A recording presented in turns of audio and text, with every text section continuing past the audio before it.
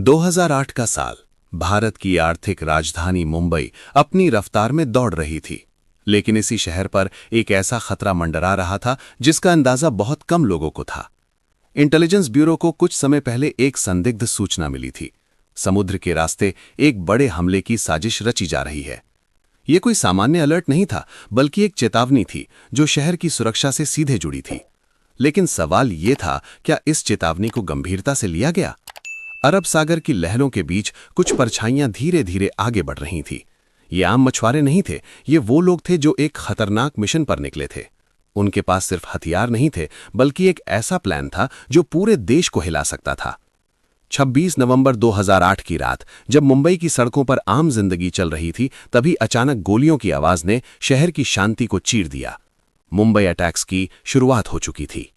एक के बाद एक शहर के कई हिस्से निशाने पर आए। रेलवे स्टेशन, होटल, कैफे, हर जगह अफरा तफरी मच गई। लोग समझ ही नहीं पा रहे थे कि यह सब अचानक कैसे हो गया। दिल्ली में बैठे अधिकारी लगातार रिपोर्ट्स ले रहे थे। हर नई जानकारी के साथ हालात और गंभीर होते जा रहे थे। अब यह साफ हो चुका था कि यह कोई छोटा हमला नहीं, बल्कि एक सुनियोजित आतंकी ऑपरेशन है। इसी बीच नेशनल सिक्योरिटी गार्ड को अलर्ट कर दिया गया। देश के सबसे प्रशिक्षित कमांडो अब एक ऐसे मिशन पर निकलने वाले थे जहां हर सेकंड की कीमत थी। लेकिन एक बड़ा सवाल अभी भी बना हुआ था। क्या इस हमले को पहले रोका जा सकता था? इंटेलिजेंस इनपुट्स, चेतावनियां और संभावित खतरे, क्या कहीं कोई चूक हुई थी? क्या कोई ऐसी जानकारी थी जिसे नजरअंदाज कर दिया गया? मुंबई की रात अब डर में बदल चुकी थी। होटल की ऊंची इमारतों में लोग फंसे हुए थे। हर कमरे में खामोशी और डर का माहौल था। बाहर से गोलियों की आवाज और अंदर अनिश्चितता। एनएसजी कमांडो धीरे धीरे अंदर बढ़ रहे थे। हर कदम सोच समझकर उठाया जा रहा था। दुश्मन सामने था, लेकिन वो कहीं भी छिपा हो सकता था। यह सिर्फ एक रेस्क्यू ऑपरेशन नहीं था, यह समय के खिलाफ एक जंग थी। घंटों की इस लड़ाई में हर पल नई चुनौती सामने आ रही थी, लेकिन इसी के साथ एक और सच्चाई भी सामने आ रही थी। इस हमले की योजना कितनी गहराई से बनाई गई थी? और फिर सवाल वही, अगर शुरुआती चेतावनियों को अलग तरीके से लिया जाता तो क्या इतिहास कुछ और होता? ये कहानी सिर्फ एक हमले की नहीं है, ये उन फैसलों की कहानी है जो समय पर लिए जाएं तो इतिहास बदल सकते हैं, और अगर देर हो जाए तो उसकी कीमत पूरा देश चुकाता है। लेकिन कहानी यहीं खत्म नहीं होती। मुंबई की सड़कों पर फैला डर अब पूरे देश में महसूस किया जा रहा था। टीवी चैनलों पर लगातार लाइव कवरेज चल रही थी और हर घर में लोग सांस रोके हालात को देख रहे थे। हर अपडेट के साथ बेचैनी और बढ़ती जा रही थी। नेशनल सिक्योरिटी गार्ड के कमांडो अब पूरी तरह एक्शन में थे। उन्हें अलग अलग लोकेशनों पर तैनात किया गया। Taj Mahal palace hotel, Oberoi Trident hotel जैसे प्रमुख स्थान अब इस ऑपरेशन के केंद्र बन चुके थे। ताज होटल के अंदर हालात बेहद गंभीर थे। आग की लपटें उठ रही थीं और अंदर फंसे लोग मदद का इंतजार कर रहे थे। हर मंजिल पर खतरा था और हर कमरे में अनिश्चितता। कमांडो धीरे धीरे आगे बढ़ रहे थे। उनके पास सीमित जानकारी थी। दुश्मन कितने हैं, कहां हैं, कुछ भी साफ नहीं था। लेकिन एक बात तय थी, उन्हें हर हाल में लोगों को बचाना था। इसी बीच दुश्मन लगातार अपनी पोजीशन बदल रहा था। वो हर कदम पर चकमा दे रहा था। यह एक सीधा मुकाबला नहीं था, यह एक ऐसी लड़ाई थी जहां हर सेकंड रणनीति बदल रही थी। दिल्ली में बैठे अधिकारी लगातार स्थिति पर नजर रखे हुए थे। हर फैसले का असर जमीन पर लड़ रहे कमांडों पर पड़ रहा था। एक छोटी सी गलती और कई जिंदगियां खतरे में पड़ सकती थी। घंटे बीतते गए, लेकिन ऑपरेशन खत्म होने का नाम नहीं ले रहा था। नरीमन हाउस में स्थिति और भी जटिल हो चुकी थी। वहां फंसे लोगों को निकालना सबसे मुश्किल काम बन गया था। कमांडोओं को हर कदम पर जोखिम उठाना पड़ रहा था। दूसरी तरफ ओबेरॉय होटल में भी मुठभेड़ जारी थी। हर फ्लोर पर तलाशी ली जा रही थी। हर दरवाजा एक नया खतरा बन सकता था। यह सिर्फ एक सैन्य ऑपरेशन नहीं था, यह धैर्य, साहस और रणनीति की सबसे कठिन परीक्षा थी। समय धीरे धीरे बीत रहा था, लेकिन हर गुजरते पल के साथ दबाव बढ़ता जा रहा था। और फिर धीरे धीरे हालात नियंत्रण में आने लगे। एक एक करके आतंकियों को ढेर किया गया। फंसे हुए लोगों को सुरक्षित बाहर निकाला गया। लेकिन इस पूरी लड़ाई ने देश को झकझोर कर रख दिया था। जब सब कुछ खत्म हुआ, तब पीछे छूट गई सिर्फ कहानियां, बहादुरी की, बलिदान की और उन सवालों की जो आज भी जवाब मांगते हैं। सबसे बड़ा सवाल अभी भी वही था, क्या इस हमले को पहले रोका जा सकता था?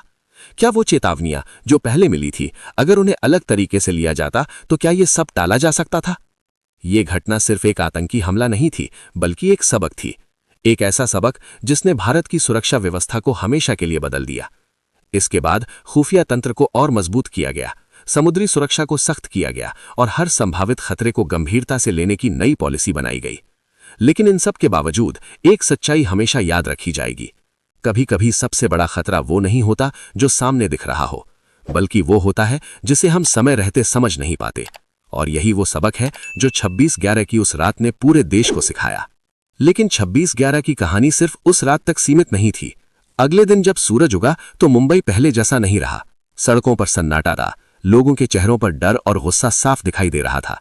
देश एक गहरे सदमे में था। जांच एजेंसियां तुरंत हरकत में आ गईं। इंटेलिजेंस ब्यूरो और अन्य सुरक्षा एजेंसियां ये समझने की कोशिश कर रही थी कि आखिर ये हमला इतनी बारीकी से कैसे प्लान किया गया। धीरे धीरे परतें खुलने लगी। ये साफ हो गया कि ये कोई अचानक लिया गया फैसला नहीं था, बल्कि महीनों की प्लानिंग का नतीजा था। हमलावरों को ट्रेनिंग दी गई थी, उन्हें शहर का नक्शा समझाया गया था और हर टारगेट पहले से तय था। सबसे चौंकाने वाली बात यह थी कि हमलावर लगातार बाहरी निर्देश ले रहे थे। इसका मतलब साफ था, यह हमला सिर्फ कुछ लोगों का काम नहीं था, बल्कि इसके पीछे एक बड़ा नेटवर्क सक्रिय था। इसी बीच नेशनल सिक्योरिटी गार्ड के ऑपरेशन की भी समीक्षा शुरू हुई। कमांडोज ने बहादुरी दिखाई, लेकिन यह भी सामने आया कि अगर उन्हें पहले पहुंचाया जाता तो शायद नुकसान कम हो सकता था। देश भर में एक बहस शुरू हो गई। क्या हमारी सुरक्षा व्यवस्था तैयार थी?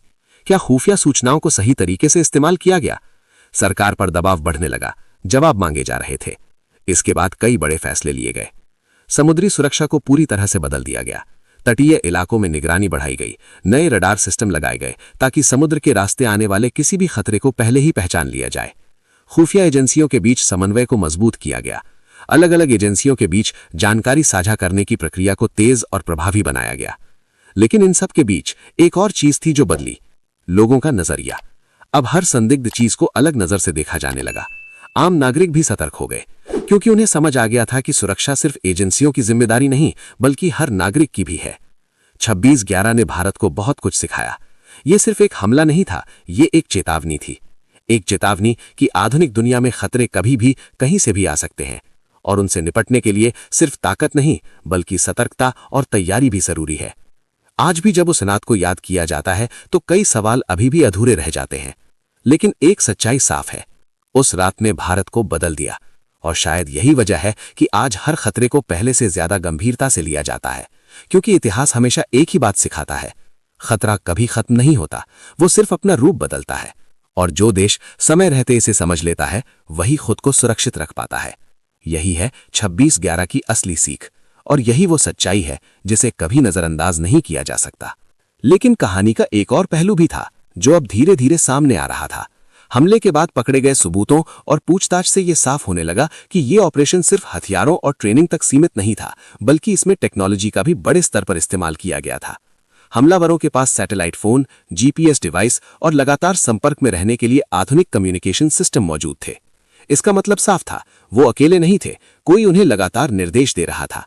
जांच एजेंसियां अब उस नेटवर्क तक पहुंचने की कोशिश कर रही थी जो पर्दे के पीछे से इस पूरे हमले को नियंत्रित कर रहा था। इसी दौरान एक नाम सामने आया, एक ऐसा नाम जिसने पूरे देश को झकझोर कर रख दिया। यह साफ हो चुका था कि हमले की योजना सीमा के पार बैठकर बनाई गई थी, और इसे अंजाम देने के लिए युवाओं को तैयार किया गया था। पूछताछ में यह भी सामने आया कि हमलावरों को हर टारगेट की पूरी जानकारी दी गई थी, कहां जाना है, क्या करना है और कब तक करना है। इससे एक बात बिल्कुल साफ हो गई, यह हमला सिर्फ डर फैलाने के लिए नहीं था, बल्कि इसका मकसद था भारत को अंतर्राष्ट्रीय स्तर पर अस्थिर दिखाना। देश के सुरक्षा विशेषज्ञ अब इस पूरे हमले को एक बड़े सामरिक नजरिए से देखने लगे। क्या यह सिर्फ एक आतंकी हमला था, या फिर इसके पीछे कोई और गहरी साजिश थी? इसी बीच अंतर्राष्ट्रीय दबाव भी बढ़ने लगा। भारत ने इस हमले के पीछे जिम्मेदार लोगों के खिलाफ सख्त कार्रवाई की मांग की। दुनिया के कई देशों ने इस घटना की निंदा की और आतंकवाद के खिलाफ एकजुट होने की बात की। लेकिन असली चुनौती अभी भी बाकी थी, इस तरह के हमलों को भविष्य में कैसे रोका जाए। इसके बाद भारत ने अपनी काउंटर टेरर स्ट्रैटेजी में बड़े बदलाव किए। शहरों में क्विक रिस्पांस टीम्स बनाई गईं, जो किसी भी आपात स्थिति में तुरंत कार्रवाई कर सके। बड़े शहरों में सुरक्षा ड्रिल्स शुरू की गईं, ताकि हर एजेंसी तैयार रहे। एयरपोर्ट, रेलवे स्टेशन और होटल जैसे संवेदनशील स्थानों की सुरक्षा को पहले से कहीं ज्यादा मजबूत किया गया। लेकिन इन सब के बावजूद एक सवाल अभी भी हर किसी के मन में था, क्या हम अब सच में सुरक्षित हैं? क्योंकि खतरे का तरीका बदल चुका था। अब दुश्मन सामने से हमला नहीं करता, वो छिप कर वार करता है, और जब तक हमें एहसास होता है, बहुत देर हो चुकी होती है। यही वजह है कि 26/11 को सिर्फ एक घटना के रूप में नहीं देखा जाता, बल्कि इसे एक ऐसे मोड़ के रूप में याद किया जाता है जिसने भारत की सुरक्षा सोच को पूरी तरह से बदल दिया। आज जब हम पीछे मुड़कर देखते हैं तो समझ आता है कि उस रात सिर्फ एक शहर पर हमला नहीं हुआ था, बल्कि एक देश की सुरक्षा व्यवस्था को चुनौती दी गई थी। और इस चुनौती ने भारत को और ज्यादा मजबूत बनने के लिए मजबूर कर दिया।